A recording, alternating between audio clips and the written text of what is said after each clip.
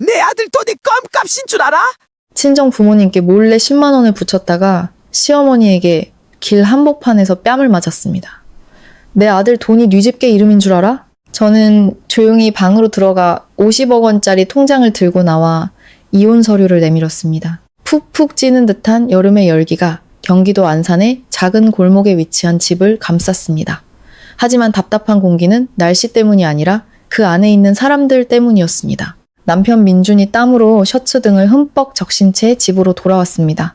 그는 유리 테이블 위로 전기세 고지서를 내던지며 으르렁거렸습니다. 하루 종일 에어컨을 켜놓고 자기가 번 돈을 물쓰듯 쓴다며 저 서연을 탓했습니다. 저는 하던 일을 멈추고 조용히 고지서를 바라보았습니다. 기록적인 폭염과 집안의 필요 때문이라는 걸 잘 알았지만 설명하지 않았습니다. 민준과 시어머니 박 여사에게는 어떤 말이든 소용이 없다는 것을 너무나 잘 알기 때문입니다. 저는 자리에서 일어나 고지서를 집어들었습니다. 목소리는 부드러웠지만 단호했습니다. 이따가 제가 바로 이체할게요. 이번 달은 워낙 더워서 어머님도 많이 쓰셨잖아요. 옆집에서 들으면 비웃을 테니 소리 지르지 마세요. 아내가 직접 내겠다는 말에 민준의 태도는 조금 누그러졌지만 그의 남성적인 자존심은 여전히 우월감을 과시하고 싶어 했습니다. 그는 찬물을 한 컵 따라 벌컥벌컥 마신 뒤 계속해서 잔소리를 늘어놓았습니다. 당신이 꼭 돈이라도 찍어내는 사람처럼 구는군. 당신이 컴퓨터 타자나 쳐서 버는 그 푼돈으로 전기세나 감당할 수 있겠어? 아니면 내가 준 생활비에서 빼서 메꾸고 월말에 돈 없다고 징징대려는 거겠지? 저는 대답하지 않고 조용히 휴대폰을 들어 이체를 시작했습니다. 민주는 제가 하는 컴퓨터 타자 치는 일이 사실은 해외 대형 게임 프로젝트의 번역 및 현지화 작업이라는 것을 전혀 몰랐습니다.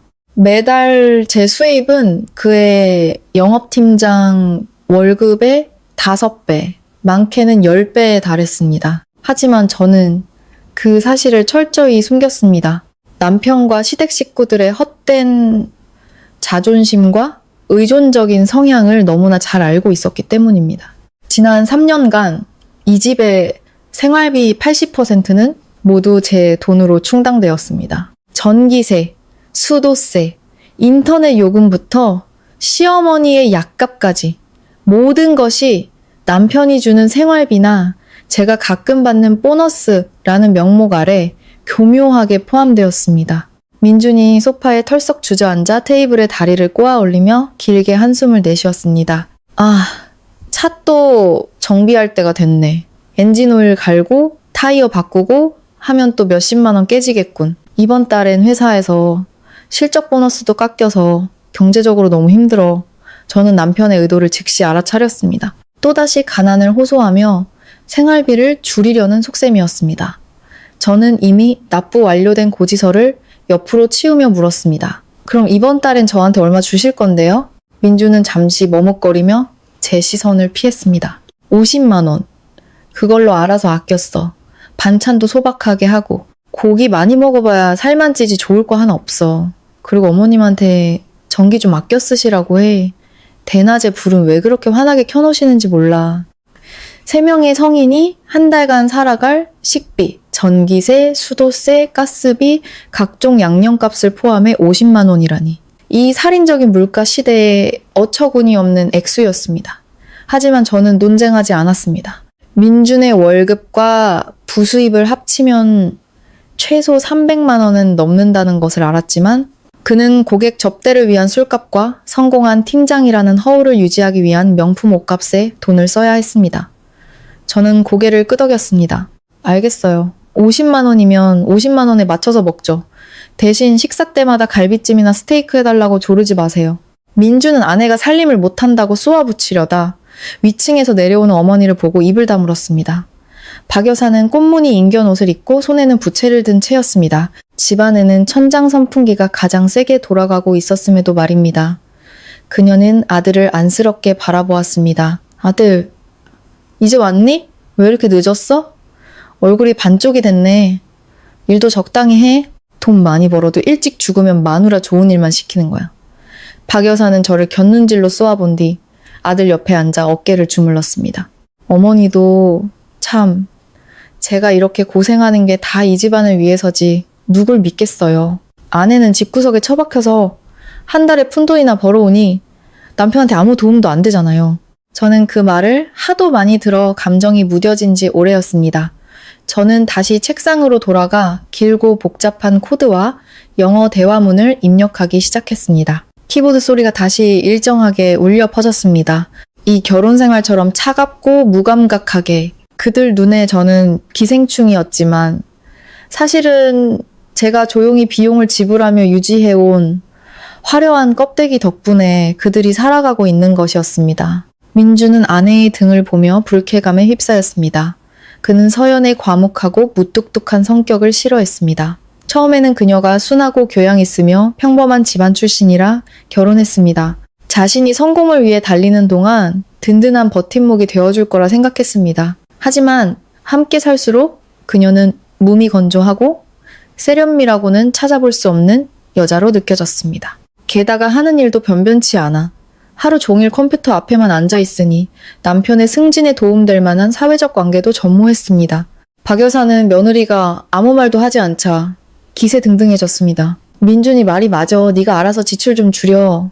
어제 보니까 네가 사온 유기농 채소가 한 줌에만 5,000원이나 하더라. 재래시장에 가면 10,000원이면 사는데 여자가 흥정도 할 줄 모르고 장사 수완도 없으면 망하는 거야.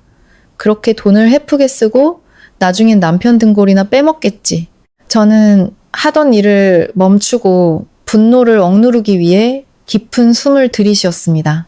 그 채소는 제가 마트에서 산 유기농 채소였습니다. 박 여사는 맛있다고 극찬을 하더니 이제 와서 가격을 문제 삼아 저를 비난했습니다. 어머님, 그건 농약을 치지 않은 유기농 채소예요. 싼 게 비지떡이라고. 가족들 건강을 생각해서 좋은 걸로 산 거예요. 박 여사는 입술을 삐죽이며 길게 코웃음을 쳤습니다. 유기농은 무슨. 옛날에 내가 민준이 키울 땐 길가에 널린 나물 뜯어 먹여도 이렇게 컸어. 요즘 것들은 돈 쓸궁리만 한다니까. 민준도 어머니를 거들었습니다. 그만 좀 대들어. 어머니 말씀 들었으면 앞으로 잘하면 되잖아. 내일부터 일찍 일어나서 재래시장에 가서 사와. 좀 멀어도 싸잖아. 집에서 할 일도 없는데 운동 삼아 다녀오면 건강에도 좋고. 저는 더 이상 대꾸하지 않았습니다. 이 대화는 끝이 없다는 것을 알았습니다. 조용히 작업하던 파일을 저장하고 컴퓨터를 껐습니다. 제 침묵은 굴복이 아니라 경멸이었습니다. 저는 기다리고 있었습니다. 증거를 충분히 모으고 모든 준비를 마치는 그날, 누가 이 집안을 진정으로 먹여 살리고 있었는지 똑똑히 보여줄 것입니다. 그날 저녁 식사는 무거운 분위기 속에서 진행되었습니다. 식탁에는 두부조림과 미역국, 그리고 짜디짠 생선조림 몇 조각이 전부였습니다. 민주는 식탁을 보고 얼굴을 찌푸렸지만 낮에 했던 50만 원 이야기가 생각나 아무 말도 하지 못했습니다. 그는 지푸라기라도 씹는 듯 두부를 씹으며 몰래 숨겨둔 빚과 이 궁핍한 생활에서 벗어나기 위한 위험한 계획들을 머릿속으로 그리고 있었습니다. 집안의 거짓된 평화는 주말에 산산조각 났습니다. 민준의 여동생 민지가 5살짜리 아들 비니를 데리고 시골에서 올라온 것입니다. 아들 병원 진료를 핑계로 며칠만 있겠다더니 거의 한 달이 다 되도록 돌아갈 기미를 보이지 않았습니다. 민지는 작년에 이혼하고 현재는 직업 없이 전 남편이 보내주는 얼마 안 되는 양육비와 박 여사의 비호 아래 살고 있었습니다.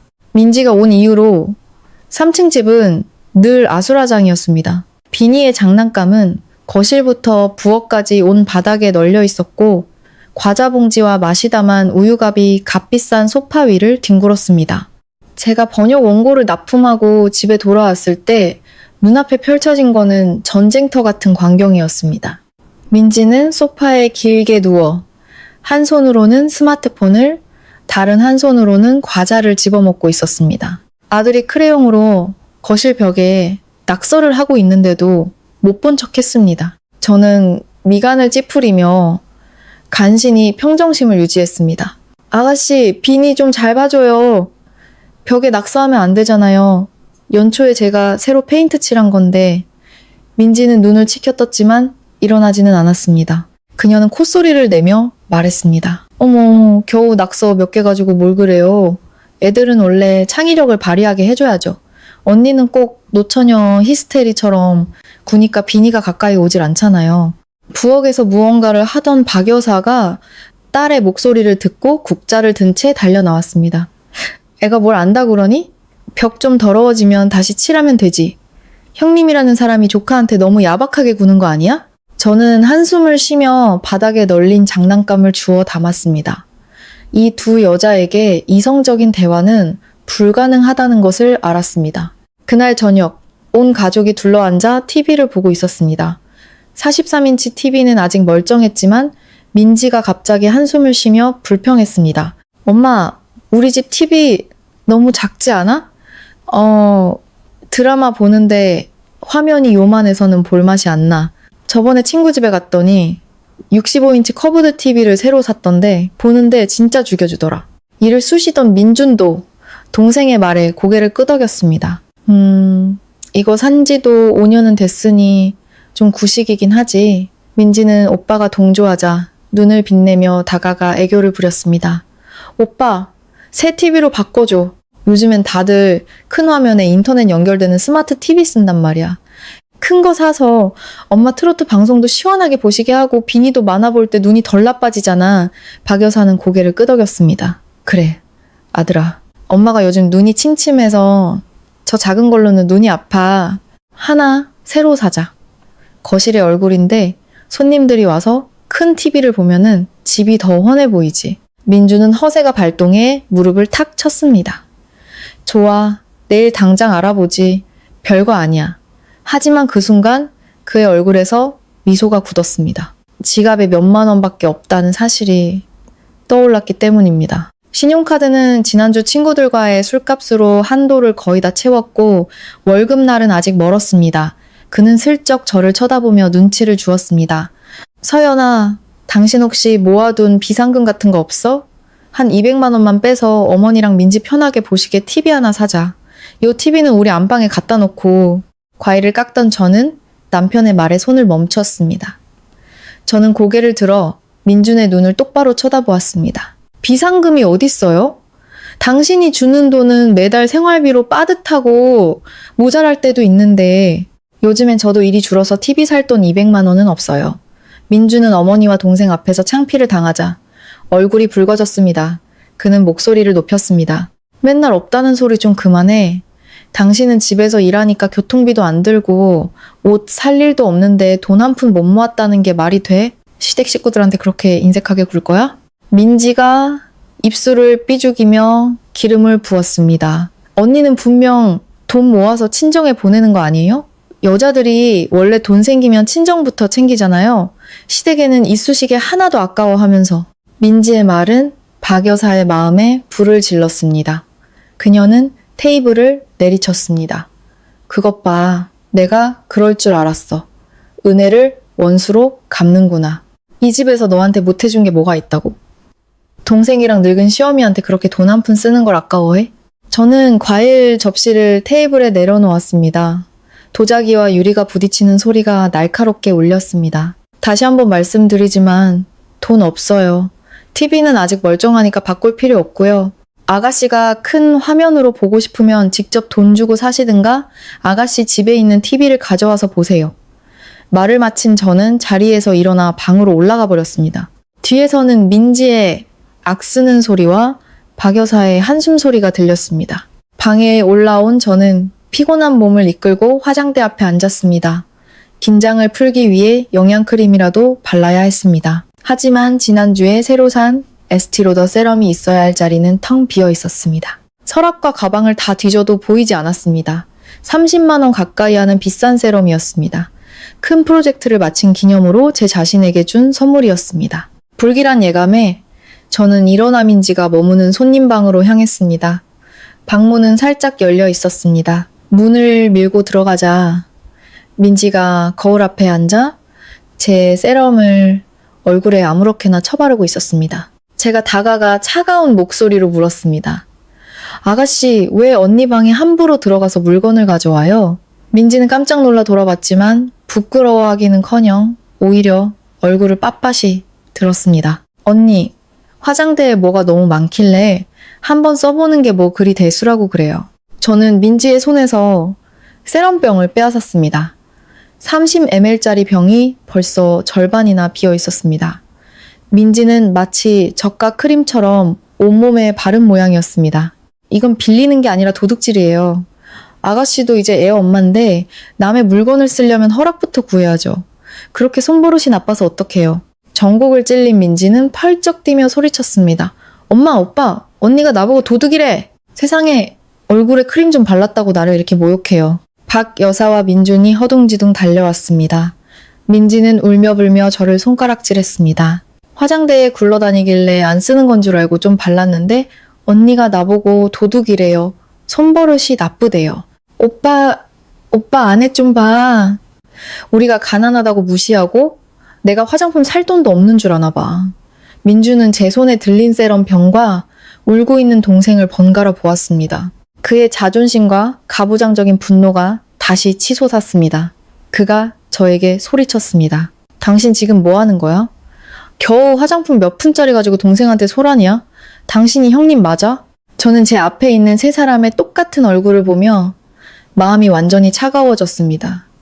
세럼병을 꽉 쥔 채 한 글자씩 힘주어 말했습니다. 이 세럼 30만 원짜리예요.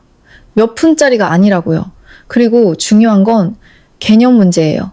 내일부터 제 작업실이랑 침실 문은 잠글 거예요. 누구든 다시 제 방에 함부로 들어와 물건 뒤지면 가만 안 있을 줄 아세요. 저는 뒤돌아섰습니다. 뒤에서는 시댁 식구들의 분노에 찬 시선이 느껴졌습니다. 그들은 세럼이 아까운 게 아니었습니다. 저를 마음대로 휘두르지 못하고 제가 감히 반항했다는 사실에 분노하는 것이었습니다. 민주는 거울 앞에서 넥타이를 고쳐매고 독한 향수를 뿌렸습니다. 오늘은 대학 동창회, 졸업 10주년 기념 모임이 있는 날이었습니다. 그는 친구들에게 뒤처지지 않기 위해 멋지고 성공한 모습으로 보이고 싶었습니다. 저는 남편의 치장을 보며 의례적으로 물었습니다. 몇 시에 들어오세요? 문 잠가야 하니까요. 민주는 왁스로 번쩍이는 머리를 이리저리 살피며 퉁명스럽게 대답했습니다. 기다리지 마.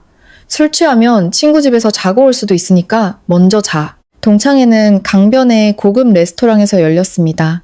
오랜만에 만난 친구들은 서로 악수를 하며 차, 집, 직급을 자랑하기에 바빴습니다. 민준이 자신의 영업팀장 직함과 대형 프로젝트에 대해 떠벌리고 있을 때 빨간색 마쓰다 차량이 레스토랑 앞에 멈춰 섰습니다. 차문이 열리고 한 여성이 내렸습니다. 몸에 꼭 맞는 드레스를 입어 세련되고 관능적인 모습이었습니다. 남자들이 일제히 환호했습니다. 그녀는 대학 시절과의 퀸카이자 민준의 옛 연인이었던 유진이었습니다. 당시 그들은 유진이, 민준이 가난하고 미래가 없다며 차버려서 헤어졌습니다. 유진이 들어서자 매혹적인 향수 냄새가 퍼졌습니다. 그녀는 좌중을 훑어보다가 민준을 발견하고는 요염하게 웃었습니다. 민준 씨 아니야? 오랜만이다. 훨씬 멋있어졌네. 지금은 높은 자리까지 올라갔다며? 축하해. 민준은 넋이 나갔습니다. 10년 후의 유진은 훨씬 성숙하고 세련되어 보였습니다. 1년 내내 낡은 티셔츠에 청바지나 입고 머리를 대충 묶는 아내 서연과는 비교도 안 될 만큼 유진은 여왕 같았습니다. 파티 내내 유진은 민준 옆에 앉아 술을 따라주었습니다. 그녀는 부동산 중개인으로 일하며 수십억 원짜리 계약을 성사시킨 이야기, 자유롭지만 외로운 삶에 대해 이야기했습니다. 난 이제 다 가졌는데 기댈 어깨 하나만 없네. 여자도 결국 밤이 되면 기댈 품이 그립더라.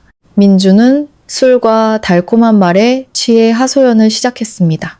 나도 결혼은 했지만 정말 지겨워. 아내는 고리타분하고 촌스러워서 인생을 즐길 줄을 몰라. 대화도 안 통하고 일 얘기를 나눌 수준도 안 돼. 유진은 부드러운 손을 민준의 손 위에 올려놓고 속삭였습니다. 안타깝다. 난 네가 사업에 도움될 만한 멋진 여자랑 결혼할 줄 알았는데 운명이 참 짙겠네. 파티가 끝나고 민준은 만취했습니다. 유진은 가는 길이 같다며 자신의 차로 데려다 주겠다고 했습니다. 새 차의 가죽 냄새와 감미로운 음악 속에서 민준의 마음은 거세게 흔들렸습니다. 유진은 민준의 집으로 바로 가지 않고 호수공원 근처 한적한 곳에 차를 세웠습니다. 술 깰 겸 바람 좀 쐬자면서요. 좁은 차 안에서 두 사람의 숨결이 뒤섞였습니다. 유진은 민준의 어깨에 머리를 기대고 과거에 대한 아쉬움을 속삭였습니다. 민준은 감정을 억누르지 못하고 유진에게 격렬하게 키스했습니다. 욕망과 배신으로 가득 찬 키스였습니다. 하지만 그날 밤 그들은 선을 넘지는 않았습니다. 유진은 교묘하게 민준을 밀어내며 사냥감의 갈증을 자극했습니다. 이제 그만 가봐. 아내가 기다리겠다. 우리 앞으로 자주 볼 수 있잖아. 나 이제 안산 지점에서 일해서 다른 데 안 가. 민준이 밤 12시에 집에 돌아왔을 때 저는 아직 자지 않고 거실에서 책을 읽고 있었습니다. 테이블 위에는 얼음이 다 녹은 오렌지 주스가 놓여 있었습니다. 남편에게서 짙은 술 냄새와 낯선 여자 향수 냄새가 났지만 저는 캐묻지 않았습니다. 오렌지 주스 마시고 술 깨세요. 민주는 제 단정한 잠옷과 높이 묶은 머리를 보며 갑자기 짜증이 치밀었습니다. 그의 머릿속에는 여전히 섹시한 유진의 모습이 아른거렸습니다. 그가 쏘아붙였습니다. 당신 꼴 좀 봐. 집에서도 좀 꾸미고 다녀. 영업팀장 아내답게 말이야. 촌스럽게 하고 다니니까 내가 밖에서 다른 여자들 보면 부러워 죽겠어. 저는 잠시 멍해졌습니다. 제가 입고 있는 잠옷은 20만 원이 넘는 고급 실크 잠옷으로 시원하고 우아했습니다. 피부도 꾸준히 관리해서 잡티 하나 없이 깨끗했습니다. 단지 술집 여자들처럼 잘 때도 화장을 떡칠하지 않았을 뿐이었습니다. 저는 책을 내려놓고 차분하게 말했습니다. 저는 제 모습이 단정하다고 생각해요. 집에서는 편한 게 최고죠. 취했으면 어서 올라가서 주무세요. 잔소리 그만하시고요. 민주는 욕설을 중얼거리며 계단을 올라갔습니다. 그가 침대에 휴대폰을 던지고 화장실로 들어갔습니다. 그때 휴대폰 화면이 밝아지며 카카오톡 메시지가 떴습니다. 유진부동산, 잘 자요 나의 영웅. 오늘 다시 만나서 너무 기뻤어. 시간을 되돌릴 수 있다면 얼마나 좋을까. 저는 침대 옆에 서 있었고 그 메시지는 제 눈에 똑똑히 들어왔습니다. 저는 휴대폰을 집어들지 않았습니다. 그저 힐끗 보고는 돌아섰습니다. 제 입가에 옅은 미소가 번졌습니다. 구관이 명관이라더니 이제 재밌어지겠네.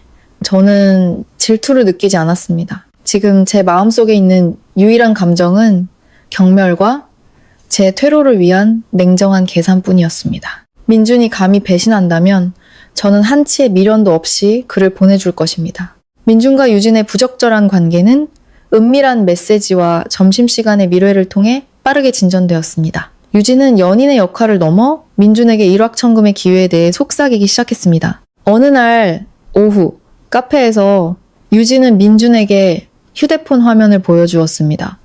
비트커넥트 X라는 가상화폐의 차트가 수직으로 상승하고 있었습니다. 이것 봐.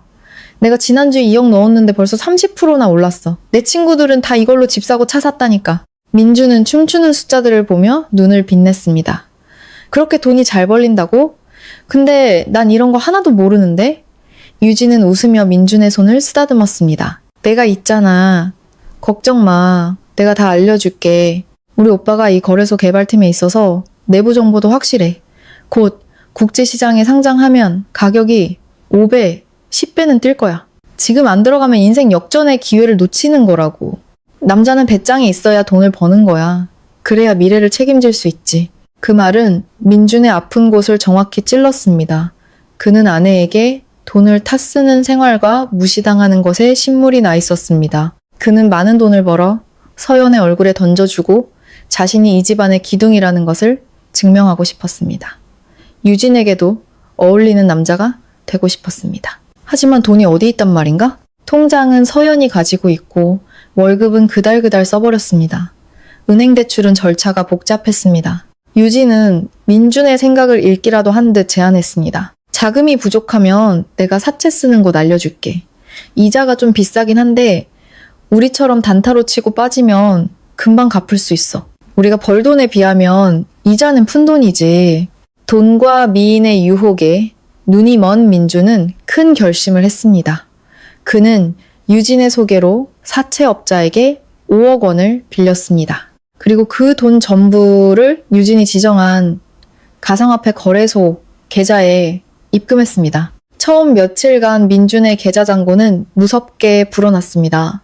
매일 아침 눈을 뜨면 자산이 수천만 원씩 늘어나 있었습니다. 민주는 흥분해서 2천만 원을 인출해 과시적으로 사용했습니다. 그가 가장 먼저 한 일은 350만 원짜리 고급 안마의자를 사서 박 여사에게 선물한 것이었습니다.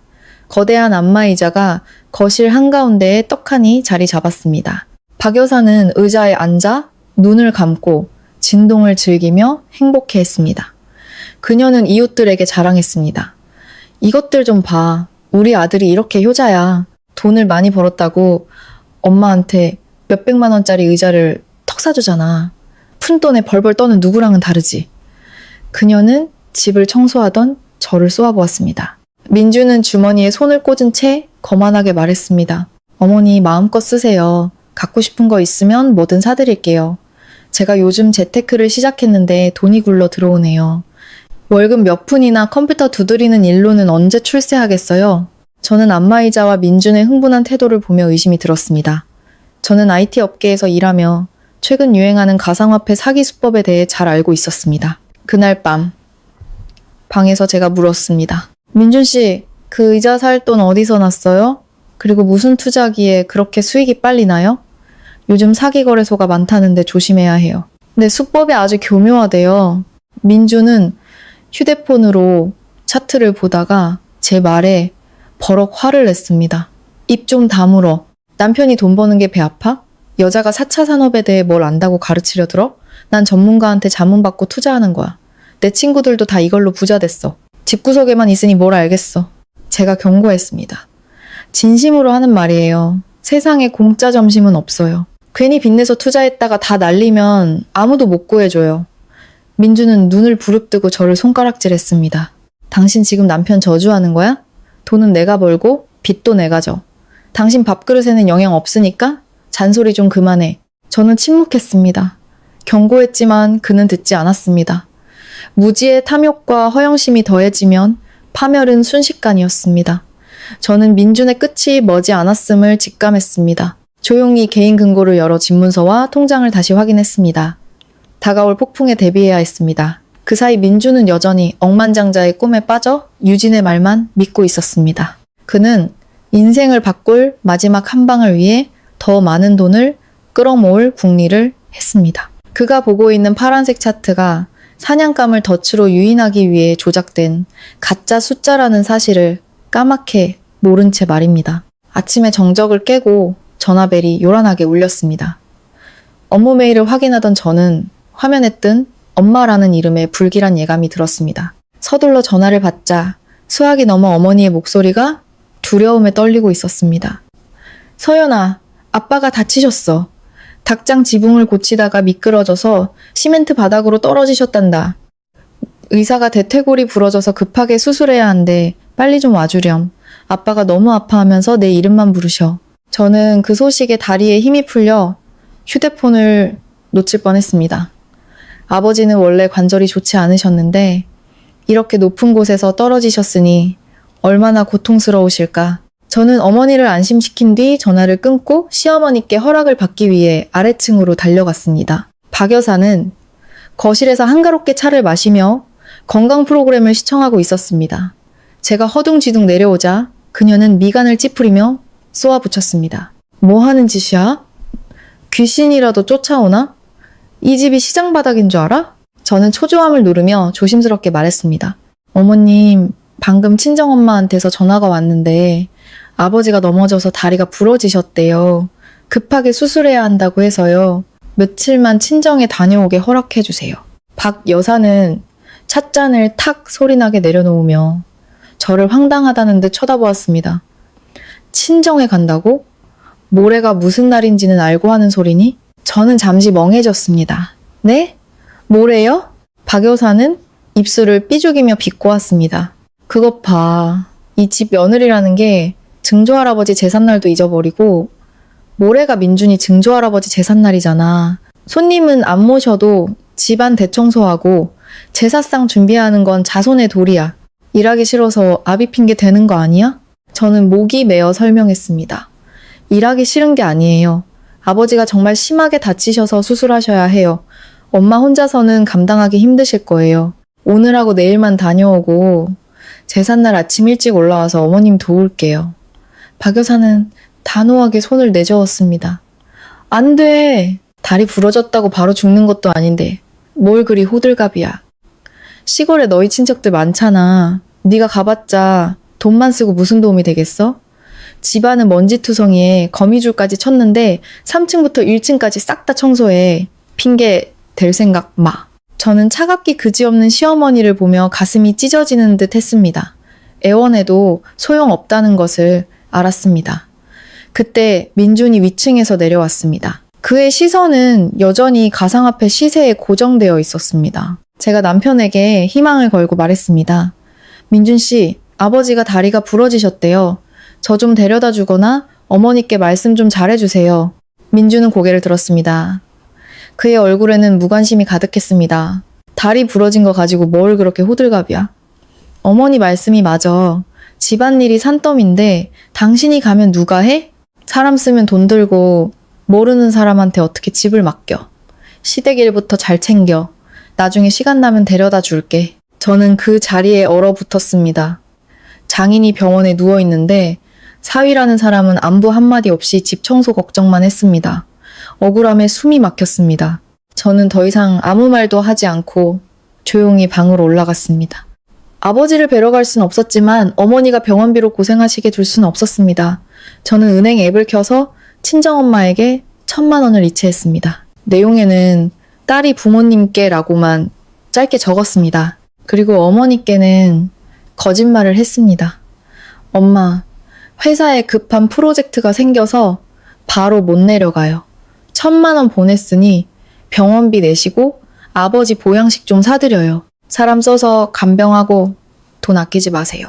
일 끝나는 대로 바로 갈게요. 수학이 넘어 어머니는 흐느끼면서도 딸에게 건강 잘 챙기라며 걱정하지 말라고 하셨습니다. 돈 문제를 해결하고 나니 시어머니가 시킨 대청소가 눈앞에 아른거렸습니다. 천장부터 바닥, 창틀, 계단까지. 혼자서는 일주일도 더 걸릴 엄청난 양이었습니다. 저를 괴롭히려는 속셈이 분명했습니다. 저는 비웃음을 날렸습니다. 저는 그들이 마음대로 부리는 당나귀가 아니었습니다. 저는 곧장 청소 대행업체에 전화해 직원 3명을 불렀습니다. 비용은 200만 원, 제 돈으로 지불했습니다. 청소팀이 전문 장비를 갖추고 도착하자 박 여사는 눈이 휘둥그레져서 소리쳤습니다. 누구 마음대로 사람들을 들여? 누가 불렀어? 제가 태연하게 나섰습니다. 제가 불렀어요, 어머님. 천장이 높아서 제가 사다리 타다가 넘어지면 어머님이랑 민준 씨만 고생이잖아요. 전문가들이 기계로 하는 게 훨씬 깨끗해요. 돈은 제가 이미 냈으니 걱정 마세요. 박 여사는 돈이 아까워 펄펄 뛰었습니다. 세상에 이렇게 게을러 터진 며느리는 처음 보네. 집 청소도 하기 싫어서 몇백만 원을 내다 버려? 그 돈으로 제사상에 올릴 음식이나 더 사지. 정말 돈 아까운 줄 모르는구나. 시어머니의 욕설에도 불구하고 저는 청소팀에게 일을 계속하게 했습니다. 저는 방으로 들어가 문을 닫고 다시 일을 시작했습니다. 아버지가 걱정되었지만 시댁의 먼지를 손 하나 까딱 안 하고 치울 수 있다는 생각에 통쾌하기도 했습니다. 민주는 아내가 사람을 부른 것에 대해 별말이 없었습니다. 그는 자신이 곧 억만장자가 될 것이라는 환상에 빠져 휴대폰 화면에서 눈을 떼지 못하고 있었기 때문입니다. 회사 사무실은 담배 연기로 자욱했습니다. 민주는 컴퓨터 화면 앞에서 멍하니 앉아 있었습니다. 그의 눈은 충혈되어 있었습니다. 화면에는 비트커넥트 X 거래소 사이트가 404 page not found 라는 냉정한 메시지만을 띄우고 있었습니다. 불과 어제 아침까지만 해도 그의 계좌에는 수십억 원의 수익이 찍혀 있었습니다. 그런데 하룻밤 사이에 모든 것이 연기처럼 사라졌습니다. 거래소가 문을 닫은 것입니다. 먹튀라고 불리는 전형적인 사기였습니다. 민주는 떨리는 손으로 유진에게 전화를 걸었습니다. 길고 긴 통화 연결음 끝에 없는 번호라는 안내 메시지만 흘러나왔습니다. 카카오톡, 페이스북 모든 것이 차단되거나 계정이 삭제되어 있었습니다. 유진은 그의 희망과 어리석은 믿음을 모두 가지고 사라졌습니다. 사채로 빌린 원금 5억 원, 하루가 다르게 불어나는 이자, 민주는 머리를 감싸 쥐었습니다. 제때 갚지 못하면 그들이 가만두지 않을 것이었습니다. 회사에 찾아와 행패를 부리고 팀장 자리에서 잘리고 명예를 잃을 생각을 하니 등골이 오싹했습니다. 퇴근 후에도 민주는 바로 집으로 가지 못했습니다. 그는 포장마차에 앉아 현실을 잊기 위해 술을 퍼마셨지만 마실수록 정신은 더 또렷해지고 공포는 더욱 선명해졌습니다. 밤 10시 민준이 비틀거리며 집에 들어왔습니다. 저는 소파에 앉아 뉴스를 보고 있었습니다. 남편의 비참한 몰골을 보았지만 아무 말도 하지 않았습니다. 민주는 제 옆에 앉아 갑자기 태도를 바꾸었습니다. 그는 평소에 거만하고 가부장적인 모습 대신 역겨울 정도로 다정하고 부드러워졌습니다. 제 손을 잡으며 느끼한 목소리로 말했습니다. 여보, 오늘 일하느라 힘들었지? 내가 요즘 너무 바빠서 당신한테 신경을 못 써줬네. 미안해. 저는 소름이 돋아 손을 뺐습니다. 민준이 이런 식으로 나올 때는 틀림없이 돈과 관련된 부탁이 있을 때였습니다. 취했으면 올라가서 자요. 할 말 있으면 내일 해요. 민주는 손을 내저으며 흐릿한 눈을 억지로 크게 떴습니다. 나 안 취했어. 지금 아주 맨정신이야. 서연아, 내가 지금 엄청난 사업 기회를 잡았거든? 친구랑 같이 건축 자재 유통 사업을 하려고 하는데 수익률이 엄청나. 근데 자금이 좀 부족해서 한 3억 정도만 더 있으면 돼. 저는 민준의 시커먼 속내를 꿰뚫어보는 듯한 눈으로 그를 쳐다보았습니다. 또 무슨 투자를 하게요? 가상화폐? 주식? 말씀드렸잖아요. 저 돈 없다고. 민준은 손사래를 치며 부인했습니다. 아니야. 그런 허황된 거 말고 이건 진짜 사업이야. 당신이 처가에 가서 부모님께 부탁 좀 해봐. 시골에 땅도 넓으시잖아. 그거 담보로 은행에서 대출 좀 받으면 되잖아. 딱 3개월만 빌리고 이자까지 두둑하게 쳐서 갚을게. 노후 자금으로 쓰시라고. 저는 기가 막혀 웃음이 나올 뻔했습니다. 아버지는 다리가 부러져 병원에 누워 계시는데 안부 한마디 없던 그가 이제는 부모님의 노후 자금까지 빼앗을 궁리를 하고 있었습니다. 저는 벌떡 일어났습니다. 미쳤어요. 아버지가 지금 병원에 누워 계시는데 약값 걱정하는 판에 부모님 집까지 담보로 잡아서 당신 빚 갚는 데 쓰라고요? 꿈도 꾸지 마세요. 제 격한 반응에 민주는 다정한 가면을 벗어던지고 본색을 드러냈습니다. 그는 테이블을 발로 걷어찼습니다. 이게 미쳤나? 내가 네 남편이야. 내가 하라면 해야지. 너희 집 가난한 거 뻔히 아는데 그깟 땅덩어리 끌어안고 뭐 하려고. 사위사업도 없는 게 딸 얼굴 세워주는 일이야. 이기적인 것. 저는 민준을 노려보았습니다. 제가 이기적이에요? 아니면 당신이 쓰레기인 거예요? 결혼하고 나서 당신이 우리 집 해준 게 뭐 있어요? 뜯어먹기만 했지.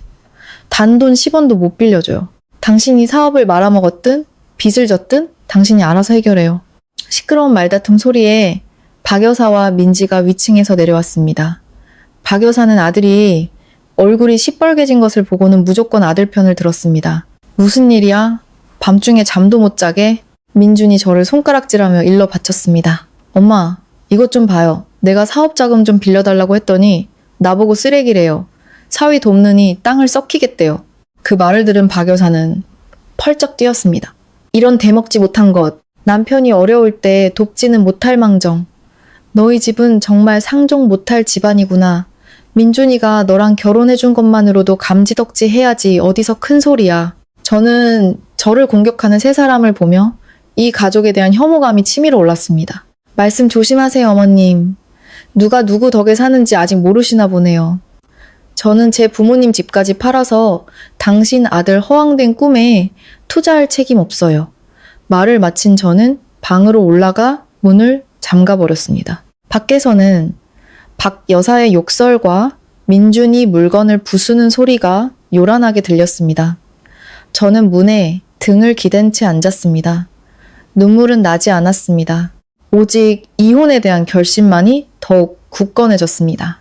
민준의 빚더미라는 폭풍이 곧 닥쳐올 것이고 저는 침몰하는 배에서 그보다 먼저 탈출해야 했습니다. 다음 날 아침 집안의 공기는 납처럼 무거웠습니다. 민주는 일찌감치 출근해버렸고 박 여사와 민지는 온종일 저에게 눈을 흘겼습니다. 저는 못 본 척 제 할 일을 했지만 마음은 친정 걱정에 타들어갔습니다. 오전 10시쯤 어머니에게서 전화가 왔습니다. 의사가 아버지의 뼈 회복을 돕기 위해 좋은 영양제와 약을 추가로 처방했는데 200만 원 정도가 더 필요하다고 했습니다. 어머니는 미안해하며 돈을 구하기가 어렵다고 하셨습니다. 저는 어머니를 안심시켰습니다. 걱정 마세요, 엄마. 제가 바로 보내드릴게요. 주말이라 이체가 늦어질 수 있으니 사람 편에 현금으로 보낼게요. 저는 지갑을 확인했습니다. 어제 개인적으로 쓰기 위해 ATM에서 인출한 현금이 250만 원 남아 있었습니다. 저는 5만 원권 40장을 꺼내 하얀 봉투에 넣어 봉했습니다. 그리고 같은 동네에 살면서 시골에 장사하러 가는 이웃 아주머니께 전화를 걸어 어머니께 전해달라고 부탁했습니다. 봉투를 들고 대문 밖으로 나갔습니다. 아주머니는 골목 어귀에서 저를 기다리고 있었습니다. 제가 전화를 받을 때부터 박 여사가 엿듣고 있었다는 사실을 저는 까맣게 몰랐습니다. 제가 몰래 봉투를 들고 나가는 것을 본 그녀는 의심을 품고 조용히 뒤를 밟았습니다. 제가 아주머니를 만나 봉투를 건넸습니다. 아주머니, 이 200만 원 좀 저희 엄마한테 꼭 전해주세요. 아버지 약 사드리라고요. 정말 감사해요. 아주머니는 흔쾌히 받아들었습니다. 걱정 마. 가는 길에 바로 들러서 전해줄게. 연세 드셔서 고생이시네. 그 말이 끝나기 무섭게 박 여사가 덤불 속에서 뛰쳐나왔습니다. 그녀는 순식간에 아주머니의 손에서 봉투를 낚아챘습니다. 저와 아주머니는 반응할 틈도 없었습니다. 박 여사는 봉투를 찢어버렸고 5만 원권 지폐들이 바닥에 흩날렸습니다. 그녀가 고래고래 소리쳤습니다. 동네 사람들 와서 이것 좀 보세요. 우리 집 며느리가 남편 돈 훔쳐서 친정에 보내려다 딱 걸렸어요. 저는 분노와 수치심에 얼굴이 새빨개졌습니다. 이웃들이 하나둘 문을 열고 내다보기 시작했습니다.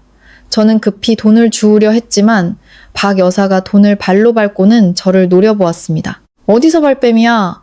네, 남편은 지금 빚더미에 앉아있는데 남편 돕기는커녕 돈을 빼돌려?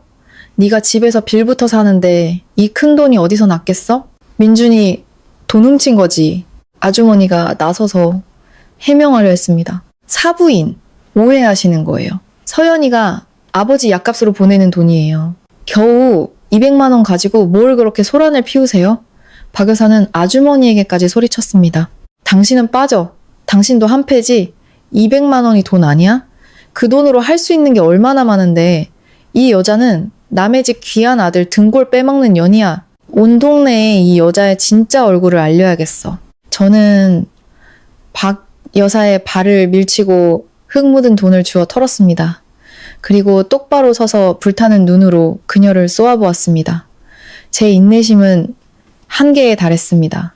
어머님, 사람 누명 씌우지 마세요. 이 돈은 제가 번 돈이에요. 제 부모님께 드리는 건 제 권리예요. 어머님은 막을 권리도 저를 모욕할 권리도 없으세요.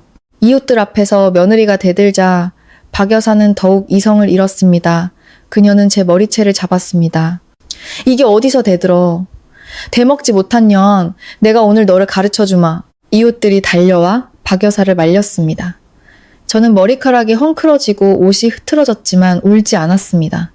돈을 꽉 쥔 채 마음이 얼음장처럼 차가워졌습니다.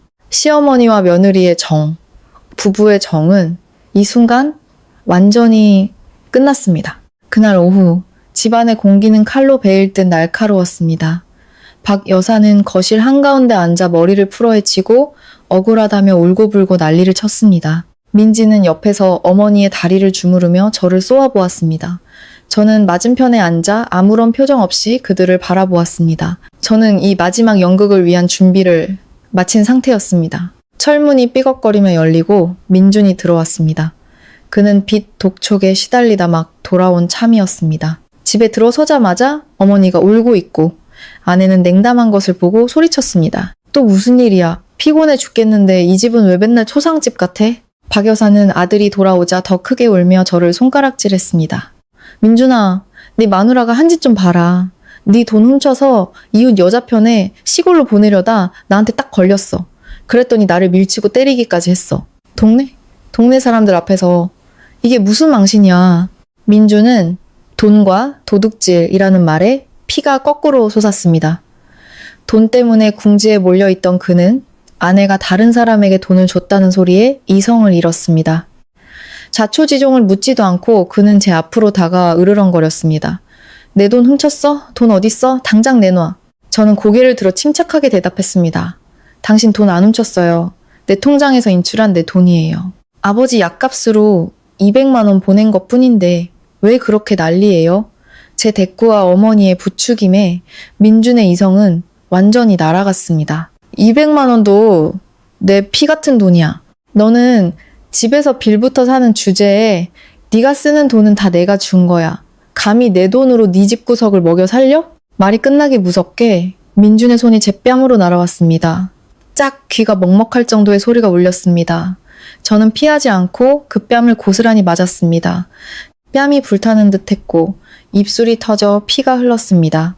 박 여사는 아들이 며느리를 때리는 것을 보고 통쾌하다는 듯 소리쳤습니다. 잘했다. 저 도둑년 아주 죽여버려. 내 아들이 번 돈이 네 집게 이름인 줄 알아? 저는 불타는 뺨을 감싸쥐고 천천히 일어섰습니다. 울지도 소리치지도 않았습니다. 저는 민준, 박 여사, 민지를 차례로 쳐다보았습니다. 탐욕과 이기심, 잔인함으로 가득 찬 세 개의 얼굴. 제 눈빛에 민준은 자기도 모르게 한 걸음 물러섰습니다. 저는 입안의 피를 바닥에 뱉고 비웃었습니다. 좋아요. 그렇게 돈 계산을 하고 싶으시면 오늘 제가 확실하게 해드리죠. 누구든 후회하지 마세요. 저는 침실로 직행했습니다. 세모자는 제가 뭘 하려는지 몰라 어리둥절하게 쳐다보았습니다.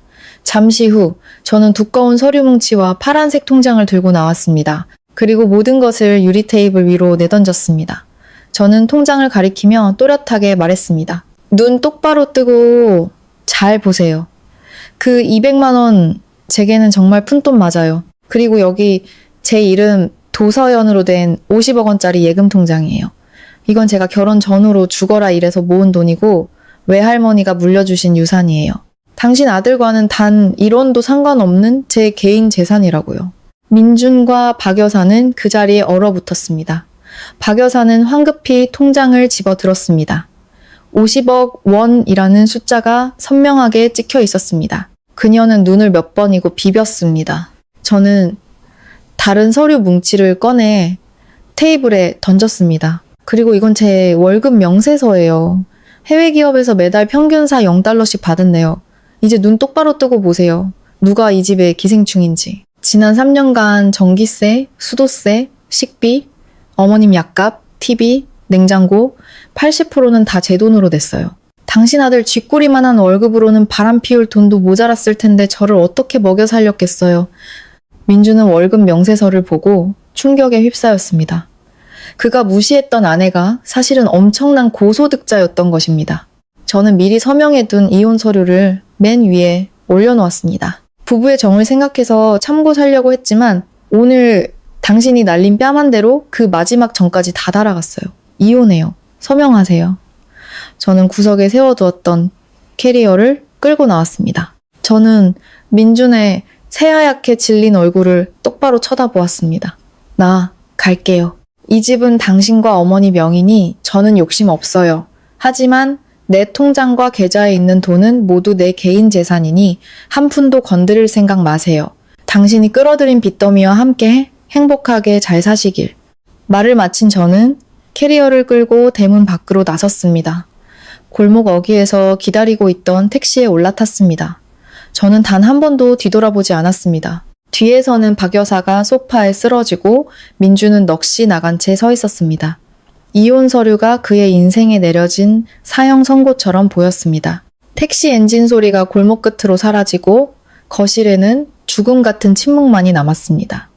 닫힌 문은 두세 개를 갈라놓았습니다. 밖은 제가 막 발을 내디딘 자유로운 세상이었고 안에는 3명의 인간이 고장난 목각 인형처럼 서 있었습니다. 테이블 위에는 파란색 통장이 놓여 있었습니다. 그 무게는 천근만근 같았습니다. 그 옆에는 두꺼운 은행거래 내역서와 잉크도 채 마르지 않은 이혼 서류가 있었습니다. 박 여사가 가장 먼저 정신을 차렸습니다.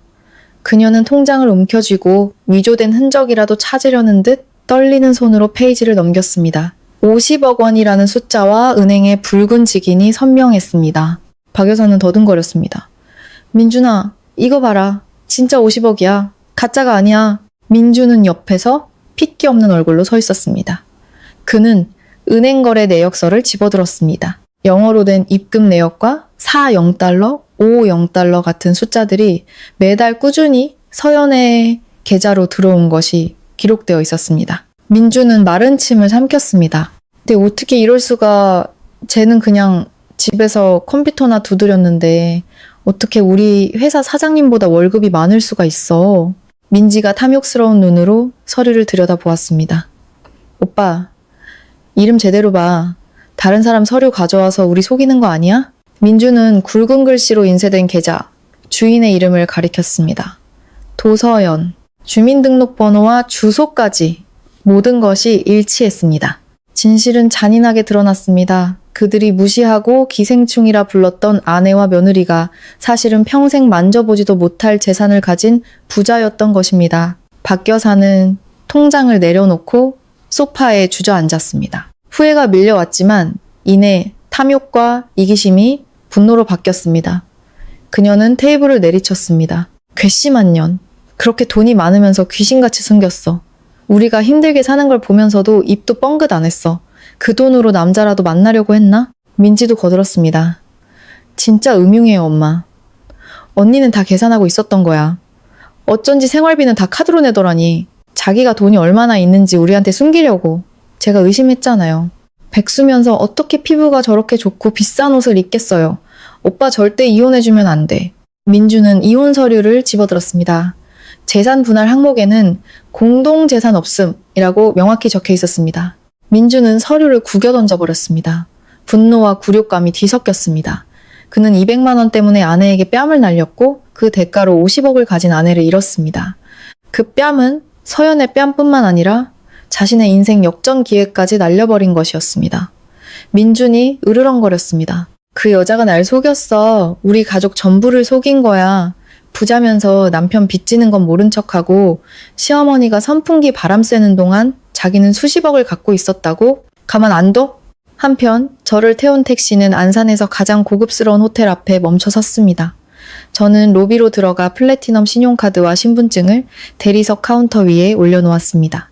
호수 전망 디럭스 룸으로 한 달 장기 투숙할게요. 직원은 제 카드와 당당한 태도에 정중하게 인사했습니다. 방에 들어선 저는 푹신한 침대에 몸을 던졌습니다. 더 이상 시어머니의 잔소리도 시누이의 눈초리도 남편의 가부장적인 태도도 없었습니다. 안도감이 밀려왔지만 눈물이 흘러내렸습니다. 썩어 빠진 결혼 생활에 대한 미련이 아니었습니다. 지난 3년간 낭비된 제 청춘과 어리석었던 인내에 대한 눈물이었습니다. 저는 자리에서 일어나 욕실로 들어갔습니다. 따뜻한 물에 몸을 담그며 그 집에서 겪었던 모든 더러움과 억울함을 씻어냈습니다. 욕실에서 나온 저는 미니바에서 레드 와인을 한 잔 따라 창가에 섰습니다. 도시의 야경을 바라보며 와인을 한 모금 마셨습니다. 그리고 친정 부모님께 영상 통화를 걸었습니다. 아버지의 수척한 얼굴이 화면에 나타났습니다. 아버지, 제가 돈 보내드렸는데 엄마가 받으셨대요? 아버지의 목소리는 약했지만 따뜻했습니다. 받았다. 이웃 아주머니가 저녁에 가져다 주셨어. 뭘 그렇게 많이 보냈니? 아빠 괜찮은데. 저는 이혼 이야기를 차마 꺼내지 못했습니다. 아버지가 충격을 받으실까봐 두려웠습니다. 전화를 끊고 노트북을 켰습니다. 세상이 무너져도 마감은 지켜야 했습니다. 그것이 제가 오늘날의 저를 만든 원칙이었습니다. 저는 새로운 프로젝트의 첫 코드를 입력하며 다짐했습니다. 이제부터 내 인생의 주인은 나야. 누구도 나를 상처에 입힐 수 없어. 민준의 집에서는 밤이 깊도록 세모자가 멍하니 앉아 있었습니다. 굶주렸지만 아무도 밥을 할 생각을 하지 않았습니다. 서연의 부재는 단순히 한 사람이 없는 것이 아니었습니다. 그들이 당연하게 누려왔던 모든 편안함이 사라진 것이었습니다. 제가 떠난 지 3일 후 깨끗했던 집은 쓰레기장으로 변하기 시작했습니다. 민주는 아침에 출근하려고 다림질된 셔츠를 찾았지만 옷장에는 구겨진 셔츠들만 있었습니다. 부엌에는 먹고 치우지 않은 그릇들이 쌓여 파리가 들끓었습니다. 민지는 손톱이 망가진다며 집안일을 거부했고 박 여사는 현대적인 주방기구를 다룰 줄 몰랐습니다. 그날 밤 비극이 시작되었습니다. 갑자기 집안의 전기가 모두 나갔습니다. 2달 연속 전기요금을 미납하여 전기가 끊긴 것이었습니다. 민주는 그동안 서연이 모든 공과금을 내왔다는 사실을 그제야 깨달았습니다. 그는 420만 원이라는 미납요금 고지서를 보고 망연자실했습니다.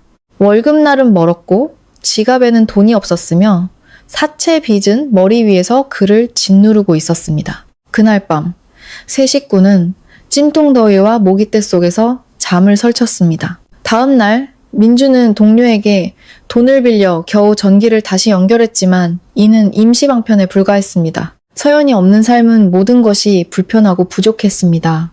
박 여사는 서연이 끓여주던 아침 식사와 향기로운 옷들을 그리워하기 시작했습니다. 그녀의 후회는 애정이 아니라 자신의 이익을 잃은 것에 대한 아쉬움이었습니다. 그리고 닷새째 되던 날 대문 밖에서 오토바이 소리가 요란하게 들렸습니다. 문신을 한 남자 4명이 나타나 대문을 발로 차며 소리쳤습니다.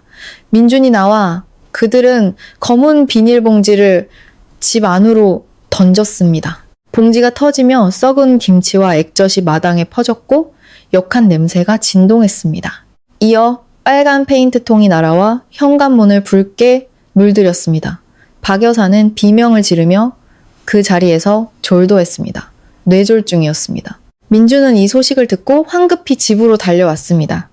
마당에 아수라장과 침대에 누워있는 어머니를 보고 그는 완전히 무너졌습니다. 그는 가족들에게 모든 것을 털어놓았습니다. 가상화폐 투자로 5억 원을 날렸고 빚이 7억 원으로 불어났다는 사실을. 박 여사는 그 말을 듣고 다시 기절할 뻔했습니다. 절망 속에서 그녀는 서연의 50억 통장을 떠올렸습니다. 민준아, 당장 서연이 찾아가. 그 애만이 우리를 구할 수 있어. 민준은 고개를 저었습니다. 걔가 우리를 도와줄 리가 없어요. 우리를 얼마나 미워하는데요. 하지만 박 여사는 아들을 부추겼습니다. 멍청한 놈. 부부의 정이 그렇게 쉽게 끊어지는 줄 알아? 가서 빌어. 엄마가 죽어간다고. 마지막으로 보고 싶어 한다고 해. 걔는 마음이 약하니까 분명히 돌아올 거야. 돌아오면 살살 달래서 빚 갚아달라고 해. 50억에서 7억은 껌값이잖아. 민주는 어머니와 동생의 말에 희망을 품었습니다. 그는 자신의 염치를 버리고 저를 찾아 나서기로 했습니다. 그는 제 호텔을 알아내고는 초라한 행색으로 저를 기다렸습니다. 제가 나타나자 그는 사람들 앞에서 무릎을 꿇고 눈물로 애원했습니다. 서연아, 내가 잘못했어. 어머니가 위독하셔. 제발 돌아와줘. 하지만 저는 그의 연극에 속지 않았습니다. 저는 몰래 설치해둔 녹음기를 통해 그들의 계획을 모두 알고 있었습니다. 저는 그들의 대화가 담긴 녹음 파일과 민준이 유진과 나눈 메시지들을 보여주었습니다. 이게 당신이 말하는 사랑이야? 나한테서 단 10원도 받을 생각 마. 당황한 민준은 태도를 바꿔 50억이 공동재산이라고 우기며 소송을 걸겠다고 협박했습니다. 저는 호텔 보안 요원을 불러 그를 쫓아냈습니다. 며칠 후 민지의 방문도 이어졌습니다. 그녀는 아내의 희생을 들먹이며 저를 설득하려 했지만 제가 그녀의 쫌도둑질을 조목조목 지적하자 얼굴이 붉어져 돌아갔습니다. 그들의 마지막 발악은 저희 친정집을 찾아가는 것이었습니다. 민주는 박 여사를 휠체어에 태우고 비 오는 날 저희 부모님이 새로 지은 집 앞에 나타났습니다. 그는 무릎을 꿇고 울부짖었지만 아버지가 나오셔서 그들을 냉정하게 쫓아냈습니다. 내 딸 인생에서 당장 꺼져. 법정에서의 마지막 만남은 싱거웠습니다. 저는 변호사와 함께 모든 증거를 제출했습니다. 50억 원이 상속 재산과 개인 소득으로 이루어진 명백한 특유 재산임을 증명했고 민준의 빚은 그의 개인적인 도박성 투자로 발생했으므로 저에게 책임이 없음을 분명히 했습니다. 민준은 아무것도 얻지 못하고 빚더미만 떠안게 되었습니다. 모든 것을 잃은 민준은 유진을 찾아가 행패를 부리다 경찰서에 가게 되었고 그 일로 회사에서도 해고되었습니다. 그는 인생의 나락으로 떨어졌습니다. 저는 모든 것을 정리하고 부산 해운대에 정착했습니다. 바다가 보이는 고급 아파트를 사고 안서 크리에이티브라는 이름의 스튜디오를 열었습니다. 사업은 날로 번창했고 저는 성공한 여성 사업가로 이름을 알리게 되었습니다. 부모님께는 멋진 전원주택을 지어드렸습니다. 몇 년 후 저는 한 여성 창업 컨퍼런스에서 연사로 서게 되었습니다. 저는 제 이야기를 통해 여성들에게 경제적 자립과 자존감의 중요성을 역설했습니다. 그곳에서 새로운 만남의 기회도 있었지만 저는 아직 새로운 관계를 시작할 준비가 되지 않았습니다. 저는 혼자만의 자유와 행복을 만끽하고 있었습니다. 어느 날 고향인 안산에 잠시 들렀을 때 저는 호수공원에서 휠체어를 힘겹게 밀고 가는 한 남자를 보았습니다. 초라하고 늙어버린 민준이었습니다. 휠체어에는 생기 없이 앉아있는 박 여사가 있었습니다. 우리의 눈이 마주쳤습니다. 그의 눈에는 후회와 수치심이, 제 눈에는 무관심만이 있었습니다. 저는 가볍게 목례를 하고는 제 차를 향해 걸어갔습니다. 제 뒤로 그들의 초라한 모습이 석양 속으로 사라지고 있었습니다. 또 다른 어느 날 길가의 허름한 찻집에서 민주는 우연히 한 잡지를 보게 되었습니다. 표지 모델은 성공한 여성 사업가, 바로 저였습니다. 그는 손에서 술잔을 떨어뜨렸습니다. 그가 버린 아내가 이제는 그가 감히 쳐다볼 수도 없는 존재가 되어 있었습니다. 그는 무너져 내렸습니다. 그 시각 저는 부산공항에서 부모님을 마중하고 있었습니다. 우리는 함께 제 차를 타고 바다가 보이는 아름다운 집으로 향했습니다. 차창 밖으로 펼쳐진 풍경처럼 제 인생도 어두운 과거를 지나 눈부신 미래를 향해 나아가고 있었습니다. 폭풍우가 지나간 뒤에야 비로소 맑은 날의 소중함을 알게 된 것처럼 저는 제 손으로 일군 이 행복을 그 누구보다 소중히 여기며 살아갈 것입니다.